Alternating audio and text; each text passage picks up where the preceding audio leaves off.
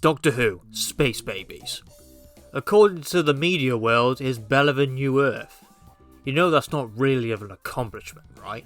Now, as black as my soul is, the type of Doctor Who which is my actual cup of tea is pretty much this. Nothing more than good old bleak gravitas Doctor Who. But I'm being rather hyperbolic, and light-hearted and quirky storytelling and characters has been with the show ever since the 1960s. Yeah.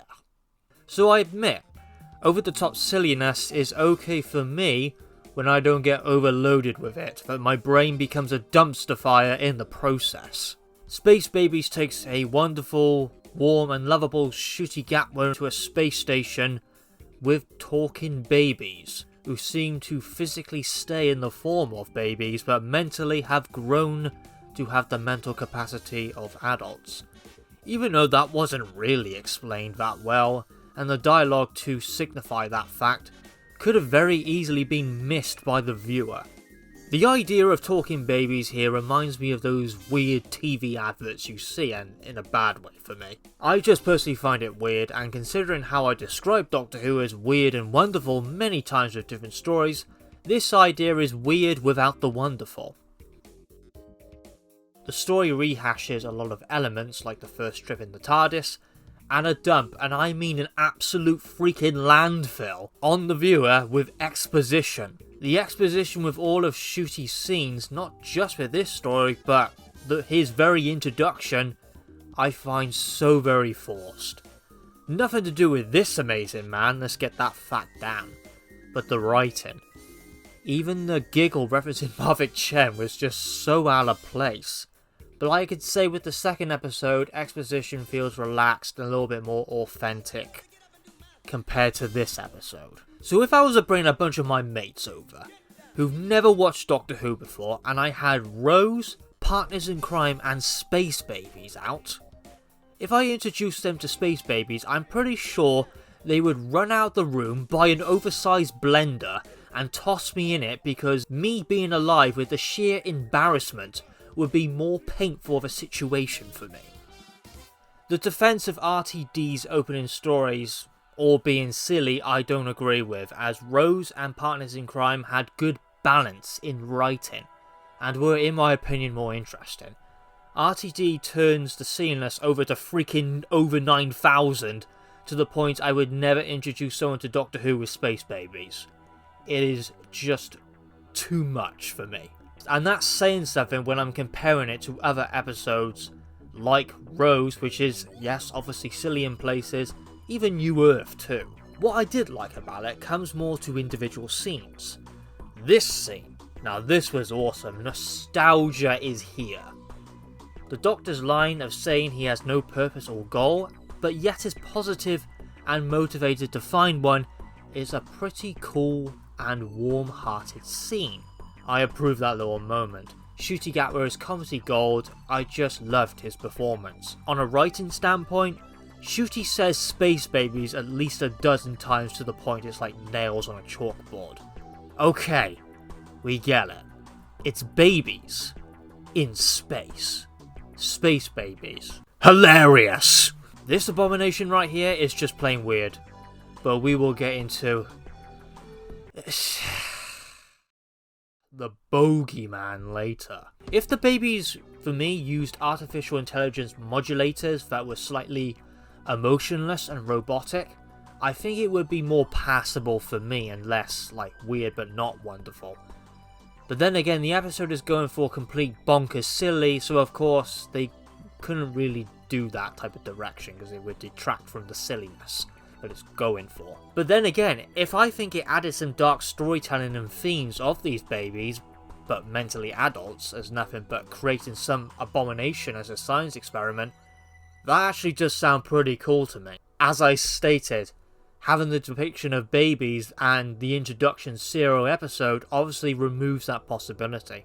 So I think as a formula and as a concept, it could have been done to a pretty good level if it had some dark elements to it. But of course, that wasn't the direction they were going for. You can't really go crazy with babies on set, really? Okay, maybe I'm just messed up in the mind. Now, that's a pretty cool shot. but, wait a gosh damn second, doesn't that look familiar? Now that's straight up Coruscant, isn't it? But let's focus on the review and not get sidetracked here. Do it. About 20 to 25 minutes passes in the episode and nothing is happening. Hello? Plot? Where is it?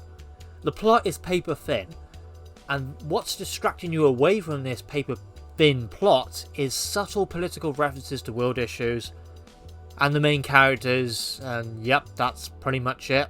It's a runaround story, and they do so much running, I'm pretty sure the Doctor and Ruby did a full marathon at this point. The plot is paper thin. Some AI computer system controlling the children and creating the bogeyman. Ha, baby jokes. I am riveting with laughter. Then this character shows up completely out of nowhere comedically. Who are you? It's nice that you're here, but what are you doing? This was to give the babies a form of entertainment in the form of monster stories. Yeah, that's pretty much it, why they've created the bogeyman. After a while, the story takes an alien isolation direction, and hiding from the bogeyman.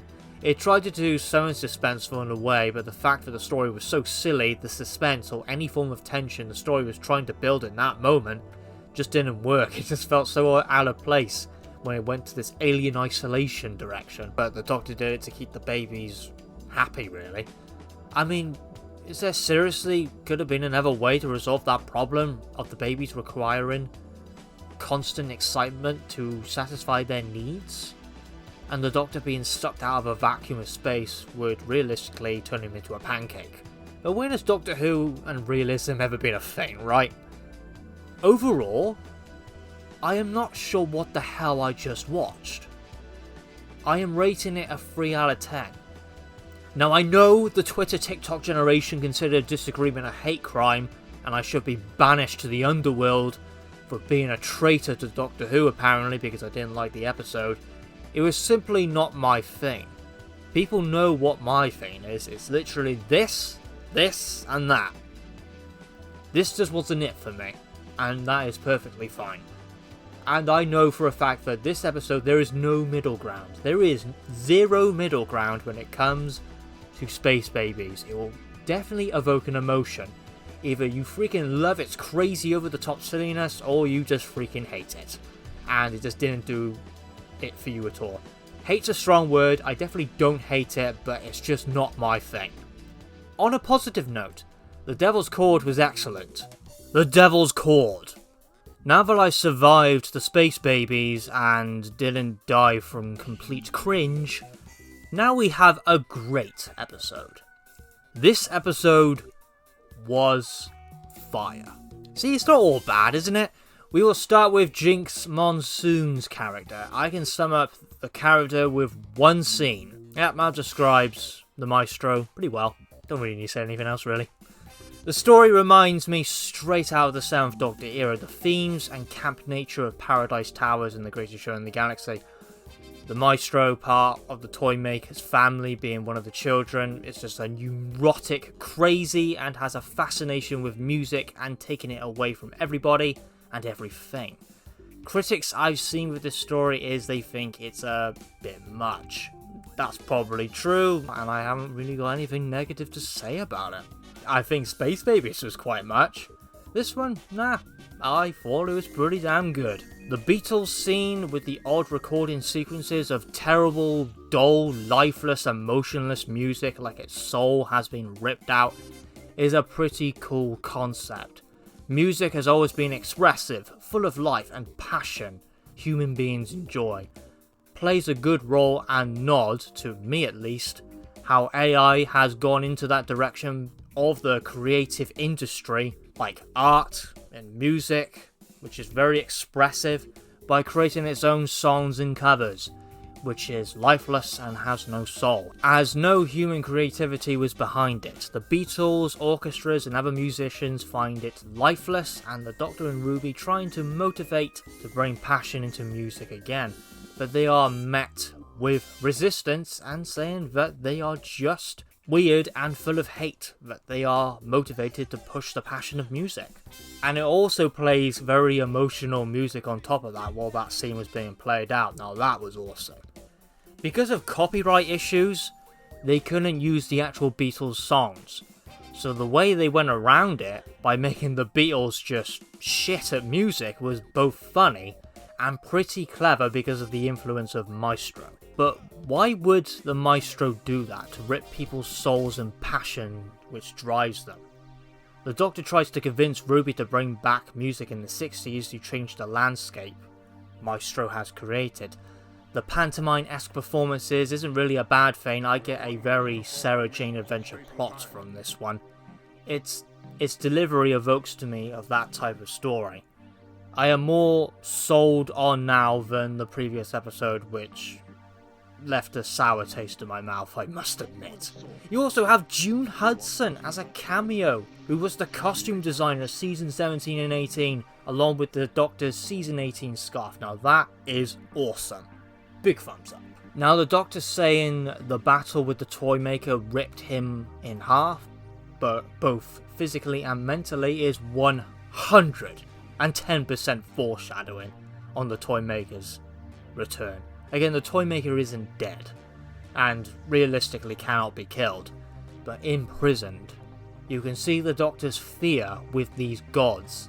Then it plays the Pyramids of Mars Sutekh situation of seeing the world after the planet has become victim of the godlike entity known as the Maestro, which, when you put it into perspective here, this is just one of the children of the Toymaker, and to create this much devastation, that goes to show how powerful truly the Toymaker is, and maybe even, maybe as well the mother of this family too. We haven't really heard anything from the mother. The fact the Doctor and Ruby, along with Maestro, are the only characters to really drive the story alone for the most part, to me is a good thing. The story isn't overblown with characters. This was much better than Space Babies, and like I said, doing a double for the beginning of the season was the best option they could take. It's an 8 out of 10 for me. It's a wonderful episode, impressive. For talking about the beginning of the season, one episode I frankly didn't like, and one I did. Hopefully no repeats of Space Babies. Time and relative dimension in space.